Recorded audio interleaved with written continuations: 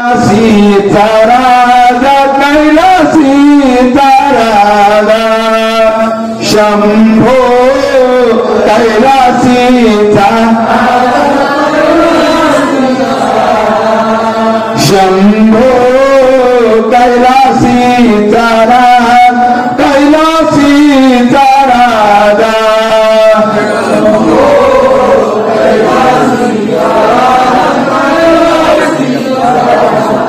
गिरजा शोभे मांडीवरी शोभे मांडीवरी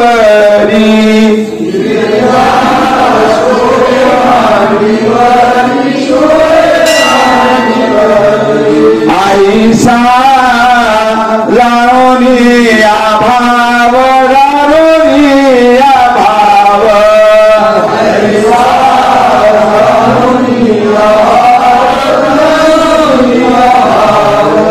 भूते वेताळ नाचती वेताळ नाचती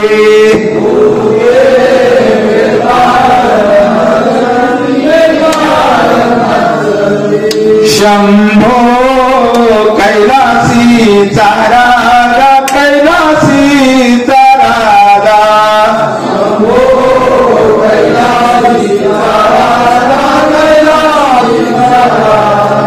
गिरजा शोभे मांडीवरी शोभे मांडीवरी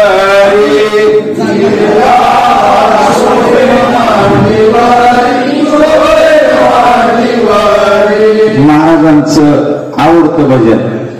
आता हे भजन म्हणायला आलं, समजलं किती लोकांना?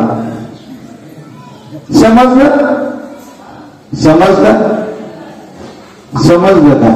नक्की समजलं. तुम्ही बोलत नाही म्हणजे 5व्या वाणीमध्ये गेला. चांगलं झालं. पहा, हा राजा कुठला आहे? कैलासीचा राजा आहे. कैलास कुठे? वरच खातो आपण. ते कैलास नाही, युपी मधलं हिमालयातलं.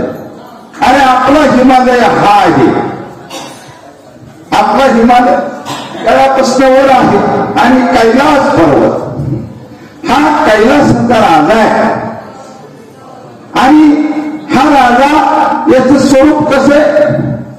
प्रकाश रूपाचं आहे. तो कसा आहे? प्रकाश रूप आहे शिव. आणि पुढं काय म्हणलंय? गिरजा शोभे मांडीवरी. गिरजा कोण? त्याची अर्धांगी. ही कुठे शोभा, कुठे बसले, कुठे शोभवंत दिसते? मांडीवर. मग या शिवाची मांडी आणि गिरजा त्याच्यावरती. ही सृष्टी गिरजा आहे. महाराज म्हणायचे ना, रे प्रकाश किती खाली खांदत गेला त्याच्या खाली आहे. मग गिरजा मांडीवर आहे. आता पुढं काय? भूते वेताळ नाचती वेताळ नाचती. ही सर्व मंडळी चांगली. डोळा कान नाक तोंड सगळं चांगलंय. कधी चांगलं? शिवाचं स्मरण असलं तर चांगलं. नाहीतर भूते वेताळ नाचती.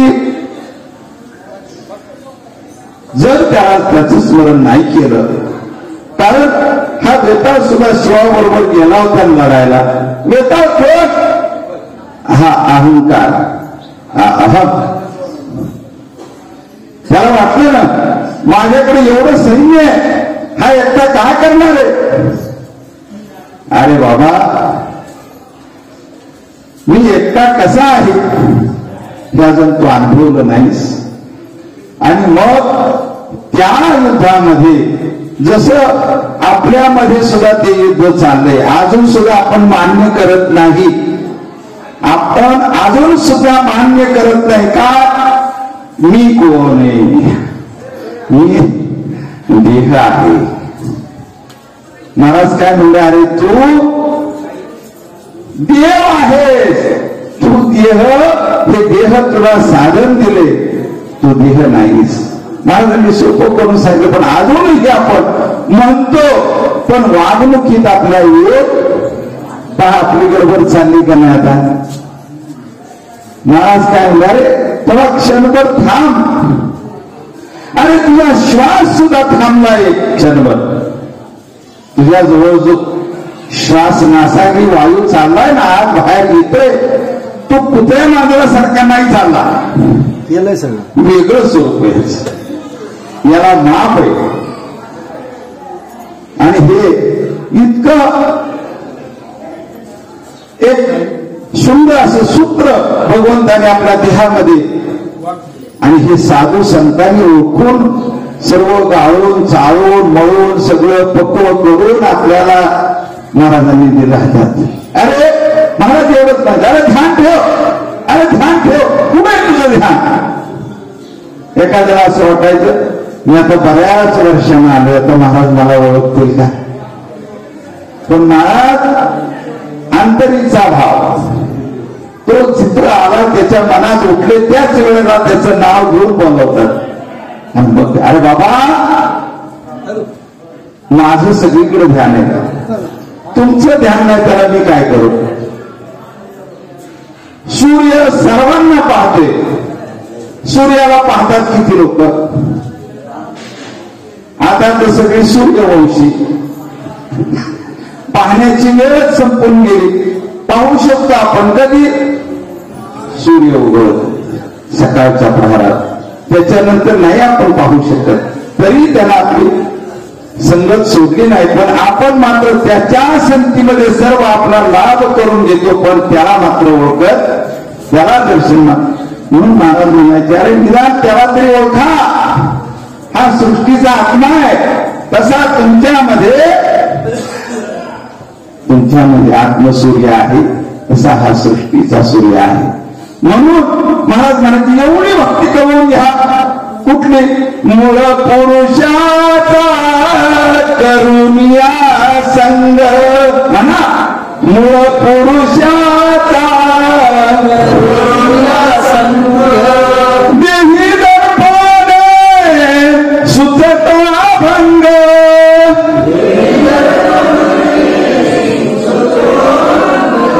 मूळ पुरुषाचा करुनिया संग,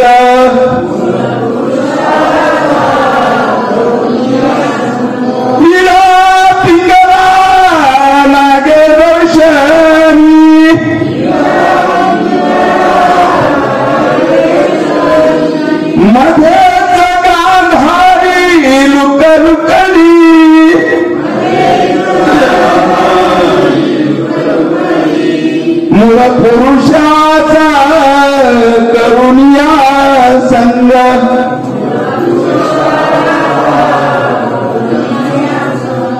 म्हणून हा मूळ पुरुष आपल्या देहामध्ये आत्मसूर्य असा हा आपला विराजमान झालेला आहे. आणि तो आत्मसूर्य त्या ठिकाणी आपल्या महाराजांनी जागा घेतली. बरं, तिचे महाराज आहेत, तेच महाराज आहेत. मग आता महाराजांना चुकून तुम्ही कुठे जाल. तुमच्याजवळ या देहाला प्रकाशित करणारा हे सर्व चैतन्य रूपानं महाराज आपल्या हृदयस्थानी, इंद्रियाचे मूळ ते हृदय स्थान जाण, जेथून कर्म होते निर्माण, ते टाक निर्दारुण नाम भाव. काय असावा, हे बाकीच सगळी कर्म बरी, पण वाचेचं कर्म फार आवड. म्हणून वाचेला नाम भाव असावा, तर आपली वाचा रसाळ होईल, अमृतासारखी होईल, लवचिक होईल, गोड होईल. तिला जर नामाची संगत नसेल तर ती हानी केल्याशिवाय राहणार. आणि हे अस्त्र असे कसे सांगू, मिरची तिखट आहे, जरूर आहे, मिरची तिखट आहे, जरूर तिखटच आहे. पण अरे तुम्ही उचलून तोंडात घातली तर तिखट. मग कोण तिखट? मिरचीच होय.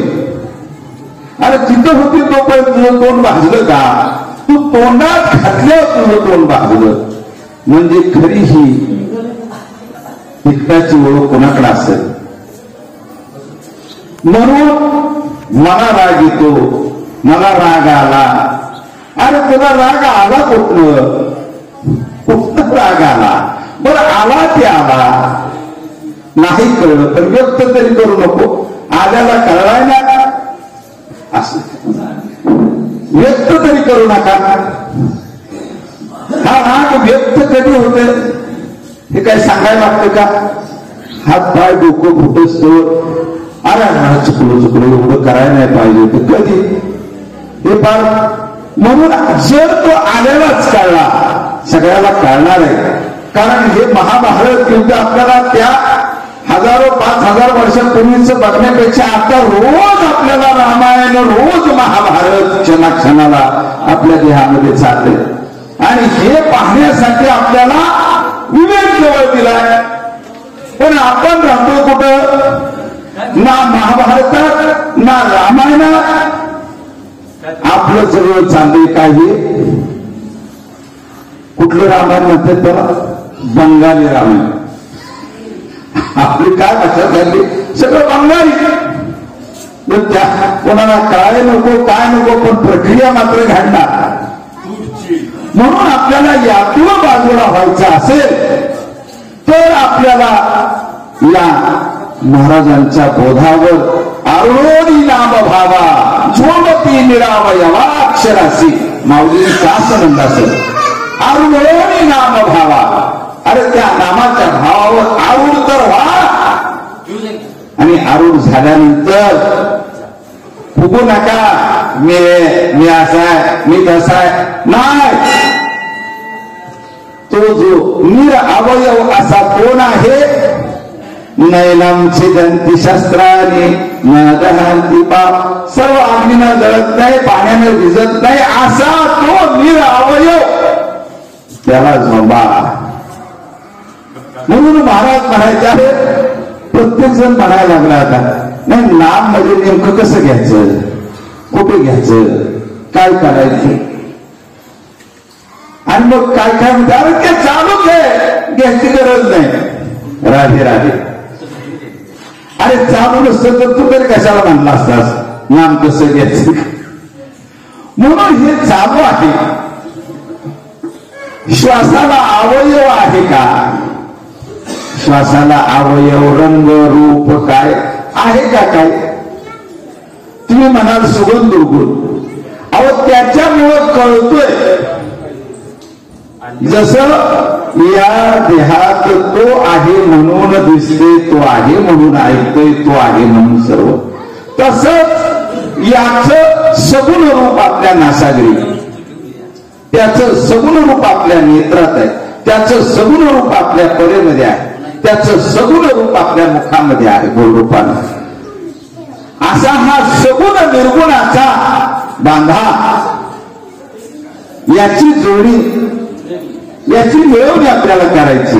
म्हणून आपल्याला कसं झालं पाहिजे? आता त्याच्यासारखं झालं पाहिजे. अरे एखाद्याची दोस्ती करायची असली तर त्याचे जे जे स्वभाव असतील ते स्वभाव आपल्याला करावं लागतील. त्यावेळेला तो आपल्याला जवळ करेल, नाहीतर करणार नाही करणार. म्हणून याला काय असावं लागतं? हा निवृत्तीचा मालक आहे. ही निवृत्तीची जागा आहे, ही निराशाची जागा आहे. इथं कल्पना चालत नाही, इथं वासना चालत नाही, इथं शक चालत नाही, इथं संशय चालत नाही. चालतं इथं काय? म्हणून या 4 गोष्टीला बाजूला करून तुम्ही, कारण तुम्ही ते स्वरूप आहात. याचं आपल्याला उदाहरण म्हणजे आता इथं जरी असला तरी कोणाला वेध लागले, त्या जागेवर पोचले. कोण पोचले? आपण पोचले. त्याचा काय विषय असत, त्या ठिकाणी तो पोचलाय. कोणाच्या साधनात? कुठलं? मनानं गेला. जयाची होय दृष्टी तेथे मनाची रावटी मनते या गोचरी खेचरी चाचरी चराचरी आणि ती त्यातूनही उड्या मारायला जातो वर हात पण त्याला काही तो हात लागत. आणि म्हणून तर आपल्याला या मनाला एवढं आपल्याला ज्ञानेश्वरीमध्ये आपल्याला सांगितलेले की या मुख्य काही विभूती सांगितलेले आहेत. त्यामुळे अख्ख्या देहाचं काय आपल्याला इंद्रियाचा खेळ आवडायला जायचं नाही, फक्त मनाला. मनते निगा इंद्रिया माझी मनते निगा. मग आता फक्त मनाला, आणि या मनाला आवडायला कोण जाणार, कसं जाणार, कोणाच्या अंकित राहतं, कोणाला भेटतं, कोणाच्या सद्गुरु शिवाय या मनाला आवडू शकत नाही. आणि सद्गुरूंनी काय प्रत्येकाला काय करणार, प्रत्येकाला एक साधन दिलं का, हे नाम. त्याला सगळे छंद लागतात आपल्याला, नामाचा छंद कुठं लागतो. म्हणून आपल्याला या नामावरच या शंका आल्या, कल्पना आल्या. हे नेमकं का असं, मग आमचं झाड सुकते का, आमच्या झाडाला फुलं काही येत नाहीत, आमचं झाड असं का, म्हणजे आम्हाला काय असं सगळे असे येत असं नाही, थोडंफार उलट होत असत. म्हणून जसं रोडला मैलाचे दगड असतात, बाबा पुणे इतकं किलोमीटर राहिले, इतकं किलोमीटर राहिले सांगत असतात, त्याप्रमाणे या भक्ती मार्गात सुद्धा आहे, बोर्ड आहे.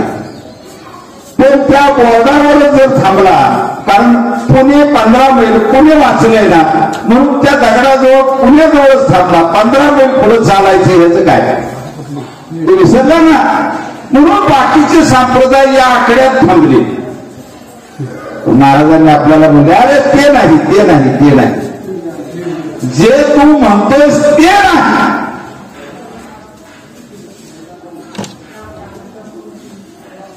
ते या नेत्राचं दर्शन, या कानाचं ऐकणं, परे होई परते घर, तुर्या अवस्था, सगळं आपल्याला महाराजांनी 5व्या भाषेचं ज्ञान दिलं. अण्णा नाही का मगाशी म्हणजे, चारी देह गुटाळीचा 5व्या तरी नता तया माझी अनिर्वाच्या, तिथं कुठं अनिर्वाच्या, यो अनिर्वाची तरी सांगायला लागला. अनिर्वाच्या का म्हणजे, अरे बोलच नाही तिथं, साक्षात्कार आहे तिथं, बोलाचा काय विषय. आणि याचं थोडस उदाहरण तुम्हाला सांगतो. फार वर्षानं तुमचा जीवस्य कंठस्थ असणारा मित्र तुम्हाला भेटला, बऱ्याच वर्षाने भेटला. मला सांगा, दोघं समोरासमोर आले की काय वराडत्याला का हाका मारत्याला का काय रामराम करत्याल, काय करतील सांगायला लागत. अरे गळाला गळा ये हृदयाची एकच होईल आणि नेत्रातून अशी वाटते प्रेमाचे, ऐका बोलायचं नंतर बोलणं. मग हे साध्या या व्यवहारात जर असा असेल तर आपल्या आत्मस्थितीत काय असेल, हा अनुभव कसा वर्णन करणार. या वर्णनाच्या पलीकडे. म्हणून आपल्याला ही नामसाधना करण्यासाठी आपल्याला वायुरूप व्हावं लागत. वायू आहेच आपण वायू, पण आपल्याला अजून असं वाटा, कारण मग काल म्हणते कालपासून डोक्यात टोपी, आपल्याला अजून असं वाटतं मी पायानंच चालते. अरे ना, श्वासानंच चालते आपण, पायानं नाही चालत.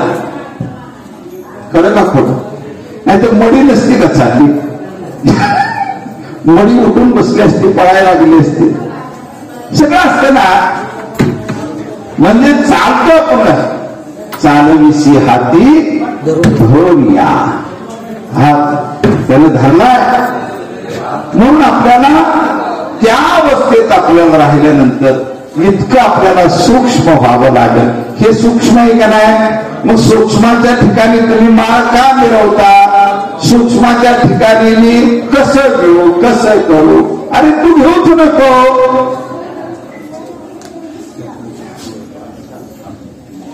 तू काय घेणार आहे? घेण्यासाठी कंठ त्याचाच आहे, स्वर त्याचाच आहे,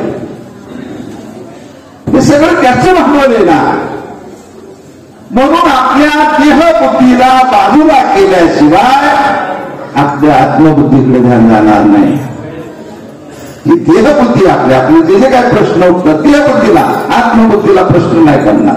आत्मबुद्धी सरळ स्टेट निघालेली असते. वारंवार आपल्याला महाराजांनी हे सांगितलं, अरे राजपक्षी असतो, आपण राजपक्षी आहोत सर्व. कोण दूध आणि पाणी मिसळून ठेवलं तर तुम्ही दूध घेणारे आहात, पाणी नाही प्राशन करणार. म्हणून त्या राजपक्षाला आकारी करावा उजवा पंख, उकारी करावी दुयानी शेपटी, मकारी करावा बंद केले डावा पंख व्हावे, स्वार मोक्ष लोळे चरणावर. हे महाराजांनी शिल्लक ठेवलं सांगायचं. आता तुम्ही म्हणा आम्ही कसं बसायचं? त्याचं डोकं कुठे, त्याची शेपटी कुठे, त्याचा उजवा पंख कंचा, डावा पंख कंचा. अरे सरळ इथं तो दिसतोय ना आपल्याला राज आहे ना, टिकीट आहे. आरूढ तर व्हा. यासाठी आपल्याला विभूती लावायला लागली, विभूती स्नान करायला लावलं की हळूहळू हळूहळू मी एकदम पहिलीपासून ग्रॅज्युएशनचा अभ्यास विचारला. काय शिक्षकांनी मी सांगावं, काय करणाऱ्यांना तरी काय करावं. हा एक कुठं हा बोलते 16 मध्ये आणि विषय चालला सूक्ष्माची. कसा कळत असतात मग कारण, महाकारण, अतिकारण. कुठलं लावलं तुम्ही? पाण्याच्या बाहेर बसून पोहायला येणार नाही, पाण्यातच शिरावं लागेल. 2 रटकळ्या खड्या लागणार, याच जीव पण सोडावं लागेल. काय तुका म्हणजे महाबळी जीव दिला त्याला नको का चरणावर. आता तरी संसारात अर्धा निमा आमच्यासारख्याचा गेलाय 75% संसारातच गेला ना. मग आता राहिलेला तरी नक्की